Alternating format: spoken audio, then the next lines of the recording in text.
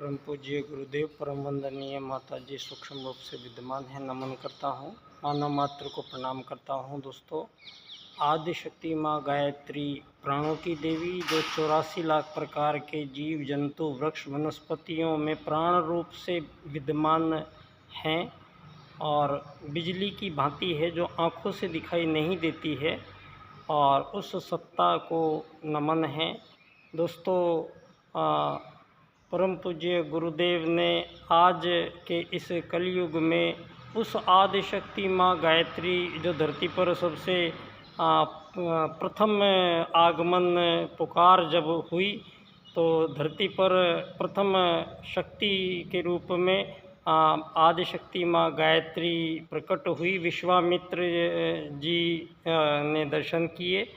उसी तपोस्थली पर परम पूज्य गुरुदेव ने दोस्तों आदि शक्ति माँ गायत्री के साक्षात्कार किए, और ये सारी दुनिया की मानव जाति के लिए हमारा सौभाग्य है कि आज एक ऐसी दैवीय शक्ति से हमें रूबरू होने का अवसर आज के ऐसे कलयुग में भी प्राप्त हो रहा है।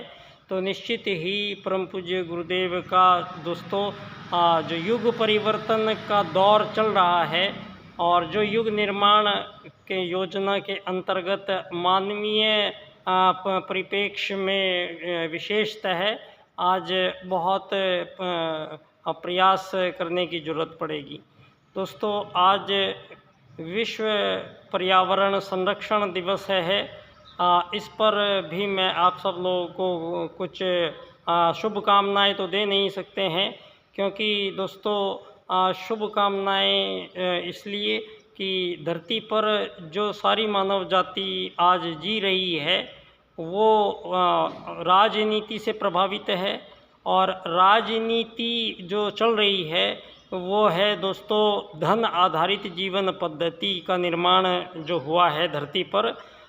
ये दोस्तों अमीर गरीब मालिक नौकर के रूप में मानवों के बीच जो विभेद धरती पर पैदा किए गए हैं, ये दोस्तों पंडित दीनदयाल उपाध्याय जी ने अर्थायाम में ये बात इस सूत्र के माध्यम से दोस्तों उन्होंने आत्मत सर्वभूतेषु के सूत्र की सिद्धि राजनीति में एकात्म मानववाद के रूप में की है।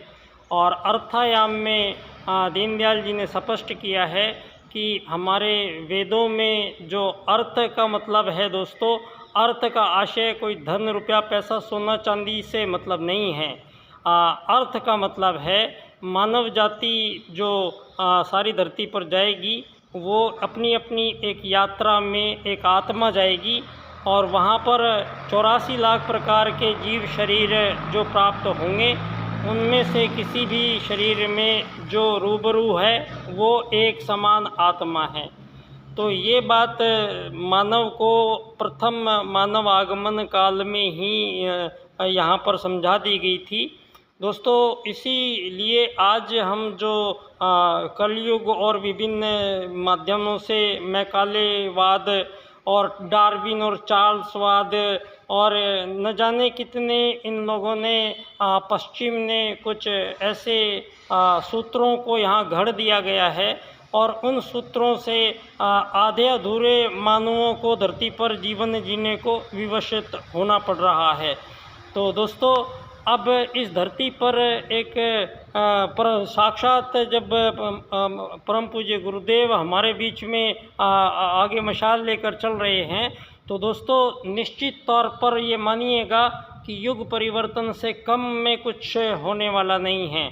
और युग का अर्थ होता है बहुत बड़े 1000 सालों में की गई मानवीय गलतियाँ, जो आत्मत सर्वभूतेषु के सूत्र को जो भी खंडन करता है धरती पर, वो चीज़ मान्य नहीं हो सकती है, क्योंकि सारे धरती पर 84 लाख प्रकार के सभी जीव जंतुओं में जो अंदर विद्यमान है वो एक आत्मा एक समान है। तो अब यहाँ मानवों को आज सारी धरती पर ये जीव जंतुओं को मारना और इनको दोस्तों ये धरती पर नहीं चल सकता है। यहाँ पर आत्मत सर्वभूतेषु के सूत्र के अनुसार ही उस परम सत्ता परमात्मा ने इस सृष्टि का सृजन किया है। और मानव यहाँ हजारों, आप यहाँ 2000 साल से मानवों की जो स्थिति बता रहे हैं, आज दोस्तों सारी दुनिया के सामने भेद खुल चुका है। 5 से 7 हज़ार वर्ष पूर्व भगवान श्री राम भारत भूमि में आए थे, जन्मे थे, और वो जो उन्होंने पुल बनाया था वो आज नासा ने सारी दुनिया के सामने प्रस्तुत किया है, और उस पर 5 से 7 हज़ार वर्ष पुराना पुल होने का प्रमाण दिया है। तो दोस्तों अब भगवान श्री राम जिस समय काल में थे, तो उस समय कोई ये गुलाम और आज़ाद लोग नहीं रहते थे। वहाँ पर गुलाम भारत नहीं था उस समय, जो हमें आज आज़ादी आप बोल रहे हैं। एक ही प्रजाति के जीवों में किसी भी प्रकार की स्वतंत्रता हो ही नहीं सकती है दोस्तों, क्योंकि एक ही प्रजाति के जीवों को केवल 2 ही सूत्रों से धरती पर जीने की इजाज़त है। वो है आत्मत सर्वभूतेषु और वसुधैव कुटुम्बकम। और मानवों ने दोनों ही सूत्रों को तोड़कर और आज सारी दुनिया के 8 अरब मानवों को एक ऐसी कृत्रिम निर्माण किया गया है। मानवों में इतने विभाजन है कि जो विकसित, अति विकसित है, विकसित, अल्प विकसित, विकासशीलता में G5 में, G10, G20 में बदलता हुआ दोस्तों सारी आज सारी दुनिया में ये यूरोप है, ये फिर धर्मों के आधार पर हिंदू, मुस्लिम, सिख, ईसाई, जैन, फारसी, इनके आधार पर सारी मानव जाति को सीमा रेखाओं में कृत्रिम सीमा रेखाएं बना कर और आज़ाद देशों के रूप में सारी मानव जाति को अमीर, गरीब और मालिक नौकर बन के धरती पर समय काटना पड़ रहा है। वो केवल मानवीय चिंतन की त्रुटियों का परिणाम है। इसी बात को पंडित दीनदयाल उपाध्याय जी अर्थायाम आधारित एकात्म मानववाद की राजनीति की स्थापना से सिद्ध करते हैं। और परम पूज्य गुरुदेव दोस्तों, अखिल विश्व गायत्री परिवार का मतलब होता है सारे संसार में संपूर्ण छोटे बड़े जितने भी वृक्ष, वनस्पति, जीव जंतु हैं, जिनमें भी प्राण हैं, वो सभी प्राणी जब एक ही धरती पर रहते हैं तो सारे प्राणियों का परिवार जब बनेगा तब लिखा जाएगा वसुधैव कुटुम्बकम। खाली मानवों के लिए वसुधैव कुटुम्बकम नहीं है धरती, धरती प्रत्येक जीव के लिए वसुधैव कुटुम्बकम बनेगी। तो दोस्तों अब इसमें महापरिवर्तन है, और ये पावन स्थली दोस्तों हमारी कालवाड़ गायत्री शक्ति पीठ नवनिर्मित ये भवन है।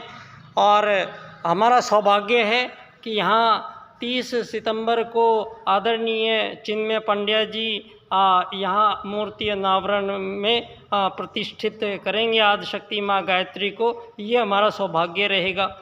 तो दोस्तों इतना पावन ये तीर्थ यहाँ पर और एक बना है दोस्तों, आप इसकी रोशनी अभी से महसूस कर सकते होंगे। इसकी रोशनी दोस्तों बहुत दूर तक मानवता की सेवा में ये आपको ये शक्तिपीठ देखने को मिलेगी।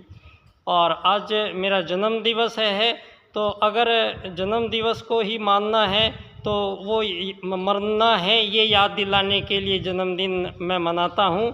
और इसलिए एक और अगर मुझे जीवन मिलता है तो मैं आज इस पावन तीर्थ पर दोस्तों जितने भी जन्म लूँगा, मैं हर जन्म में परम पूज्य गुरुदेव के साथ उनके छाया में रहूँगा। और उनके युग निर्माण योजना में दोस्तों जो भी भूमिका मुझे उन्होंने दी है, मैं उसका अंतिम समय तक पूर्ण करके ही जाऊँगा, धरती से बीच में जाऊँगा नहीं।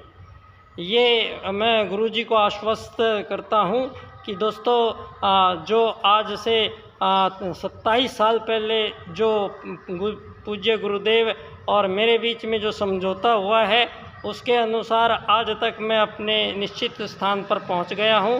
और जो भी आदेश होगा गुरुजी का, मैं उसको सिरोधार्य करूंगा। लेकिन दोस्तों अर्थायाम आधारित एकात्म मानववाद की दुनिया का निर्माण जो धरती पर होना है, उसमें मेरी जो भूमिका है, मैं धानक्या स्टेशन पंडित दीनदयाल उपाध्याय जी की जन्मस्थली से एक बच्चा डॉक्टर पुनः सभी लोगों को प्रणाम करता हूँ, धन्यवाद देता हूँ। और 25 सितंबर को वहाँ उनकी जन्मस्थली पर पंडित दीनदयाल उपाध्याय जी के 4 राजनीतिक सूत्र हैं, और इनको मैंने एक क्रम से इनकी व्याख्यान किया है।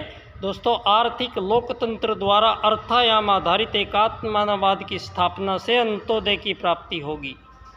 यही सूत्रों को मेरा विषय बनता है।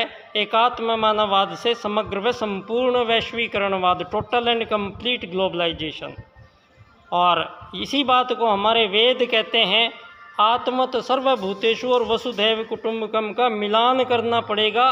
तो धरती पर सतयुग की वापसी परम पूज्य गुरुदेव करवा रहे हैं। तो सतयुग में ना तो कोई राजा था, ना कोई प्रजा थी, ना कोई दंड था, ना कोई दंडिक था, ना कोई अमीर था, ना कोई गरीब था, ना कोई मालिक था, ना कोई नौकर था। तो सभी धरती पर एक यात्री की हैसियत से आए हैं। तो यात्री की हैसियत से ही रहने का अधिकार है मानव जाति को। और एक ही प्रजाति में कोई आज़ादी नहीं हो सकती है, ये हमें मूर्ख बनाया गया है। धरती पर ये जितने भी जाल बिछाए गए हैं इस धन आधारित जीवन पद्धति के प्रसार में, उन सब का निराकरण पंडित दीनदयाल उपाध्याय जी अपने 4 राजनीतिक सूत्रों में करते हैं। बहुत बहुत धन्यवाद। मैं बच्चा डॉक्टर पुनः आप सब लोगों को अपने जन्म दिवस पर आप साक्षी बने, जो मैं अपने शब्दों से पीछे नहीं हटूं। बस इसी के लिए मैं आप सब लोगों से ये बात आज इस पुण्य स्थान पर करने का मुझे सौभाग्य मिला। इसके लिए कोटि कोटि नमन है गुरु जी को। बहुत बहुत धन्यवाद है।